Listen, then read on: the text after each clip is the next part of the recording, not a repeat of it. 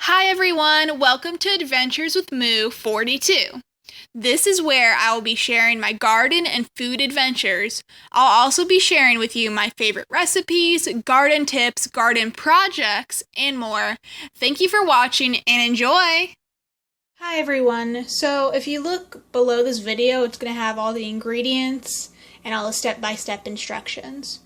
Now, first what I'm going to do is I'm going to add the yeast to this mixing bowl.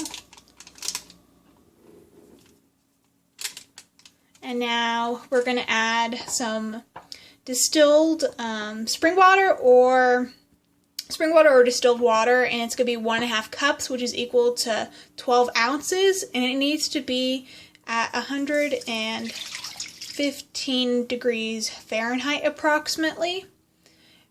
We don't want, the reason is for this is we don't want the yeast to be too hot because it will, or the water, excuse me, to be too hot because it'll kill the yeast. So we're going to just mix it up.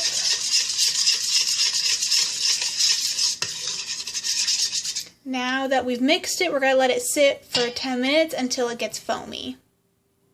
Okay, now that I've let the yeast get foamy, it's not as foamy personally as I want it to be, but it's going to have to do. Now I'm going to add a pinch of salt. There's the salt. And now I'm going to add the flour, which overall it's going to be 3 1/4 cups of flour, which is equal to 16 3/4 ounces. So I'm going to add, I'm not going to add all that at a time. I'm going to add some of it. I'm going to mix it, and so what we're going to do is we're going to stir it until we add all the flour. And then once we end up getting a dough, we're going to let the flour sit for the flour mixture and the yeast and water. We're going to let all this sit for 20 minutes to let the flour hydrate. So I'm going to add, I'm going to try and not make a mess here. I'm going to add some more flour. On a side note, one of my favorite utensils or tools in the kitchen are mixing bowls, and I prefer metal mixing bowls as to plastic. I think the metal mixing bowls are more durable. They can take heat, and I just think they're overall have multi-purpose uses. And so I have a stack of them that I use. And I think it's what at least one big one, I think that's what every cook, amateur, professional needs. So we see this is starting to come together. I still have a bunch of flour, if we see here, so I'm going to just add the rest of it and hope for not disaster. And we're going to mix it one-handed here. My bowl is spinning. I might pause it for a minute as I struggle and then get back. Okay, this works. So I'm going to, you could always use a stand mixer with a dough hook on there to mix it. I don't have a professional mixer like that. So you could if you wanted to, or you could just use a spoon and a mixing bowl like what I do. And it works perfectly fine. So we see this is coming together. It's a shaggy dough. So I'm going to just finish mixing here. Not bad at all. It's coming together. And then what we are going to do is we're going to let this sit, as I stated, for 20 minutes. And we're going to let the flour hydrate. And then after that, we're going to be kneading it. Okay, so y'all can now see how the dough is different in texture and how it's hydrated. So now what we're going to do is, again, if you have a standing mixer, hook up that dough attachment, the dough hook attachment, and you're going to basically knead the dough for 10 minutes until it's smooth and elastic. So I'm just going to reach over and start my timer.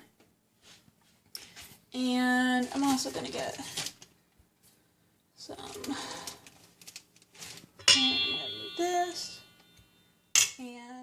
I should probably also get some flour on my hands. And you can do this on a floured surface, or you can do it in the bowl. It's up to you. Get some more flour on my hand. I'm going to sprinkle some flour on top. I'm going to just try and not have such a sticky mess, but knowing me, it's always going to just be sticky.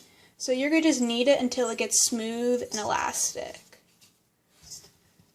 So I am going to pause this so I can use 2 hands, and then I'll get back to y'all. And plus, I figure you guys don't want to watch me knead the dough just for 10 minutes.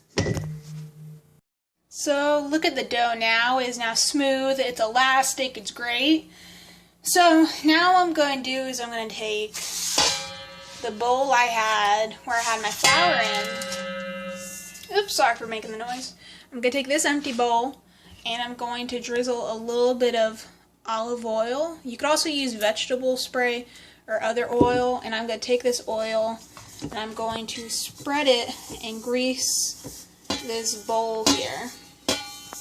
And then once I finished greasing this bowl, I'm going to take the dough and I'm going to place it in this greased bowl. Okay, so that's all greased up, and my hand is also greasy now, which is kind of good because I'll be able to get the dough out easier. So we're going to transfer this dough ball into this bowl. For the dough to the greased bowl and have it come off my hand. And now what we're going to do is we're going to cover it with some plastic wrap or shower cap. The dough is covered with plastic wrap or your shower cap, but yeah, shower cap works. We are going to take this bowl, we're going to put it in a cool, I repeat cool, like the oven is off, and a turned off oven, and we're going to let the dough rise until approximately doubles in size for 45 minutes. This is the first proving. See you in 45 minutes. Now that the dough has risen for 45 minutes, we're going to open this up. You should see that it has approximately doubled in size. Oh yeah, look at that, that's great. And you're going to lightly flour a surface, and you're going to shape the dough into approximately 8 inches by 6 inches rectangle. So I'm going to go ahead and do that now after I punch the dough. And y'all heard that like gush of air come out? I love it. Angle. I know it's not perfect, but it'll do. So what we are going to do now is take this long edge here and we're going to fold it towards the middle like so, and we're going to do the same with the bottom. Oh no, it's sticking a little bit. It's okay. It's not perfect, but it doesn't have to be. And so now what we're going to do is we're going to fold the shorter sides now, these sides, into the middle like so. Look at that. Ah, stop sticking. It's going to be fun to clean. So now what you're going to do is take this and you're going to put the seam side, this side, face down into your greased bowl, and you're going to let it prove for 1 hour again in the cold oven, and you're going to return the plastic wrap over it and let it prove. So again, seam side down, place in the bowl, and then put the plastic wrap back over and put in the cold oven and let prove for 1 hour. It's been another proving time. We got to take the dough out of the oven like what I did, and you're going to roll up some towels and put them on a cookie sheet, and it'll form these where the rolls will go. See? So they'll go right here, and you'll need to flour these as well. And so lightly sprinkle them with some flour so it helps the dough not stick. If I can get my hands on some. As so, and then you're going to just divide up the rolls, the dough, into a couple loaves, 2 to 3.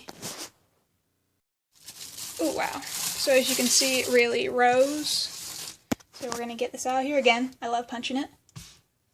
And we heard that air come out of it, so that's great. And now I'm going to put this out on a floured surface, and we're going to divide it up. 2 of my loaves, they're in their little kind of indentions here. We have the rolled up towels. Now what I'm going to do is I'm going to place some plastic wrap over it, and then they have to prove, I'll fix this in a moment, then they have to prove for another 50 minutes. And again, they're going to be doubling, and then once they double again, we're going to be doing some scoring. So anyway, I think they look great. This recipe is producing 3 loaves. They're about 8 inches. So let's get to proving. Now that we've taken the bread out, again, it is proved. So we're going to move this plastic wrap carefully. I'm going to try and not have all the dough stick to it. Oh no! Ah! Of course. No! Stop it! See, the dough really listens. Anyway, we're also going to remove these towels here, because we no longer need them.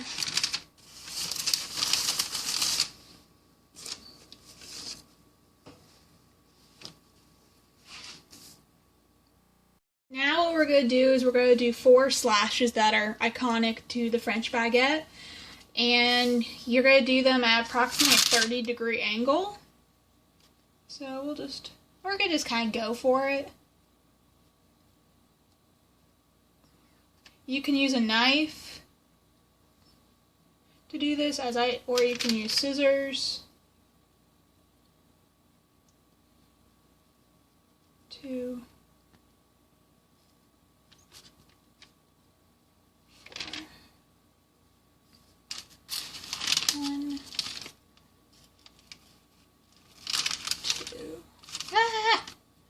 bad bread.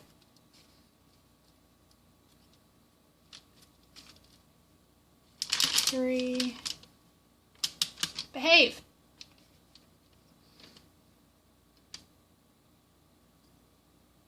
That's not going to be a pretty one, but that's okay. 4. So long as it tastes good, you know?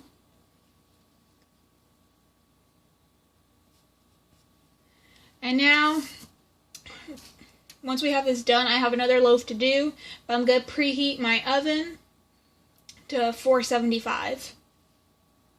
Take your half cup of ice cubes, you're going to put it in a oven-safe pot.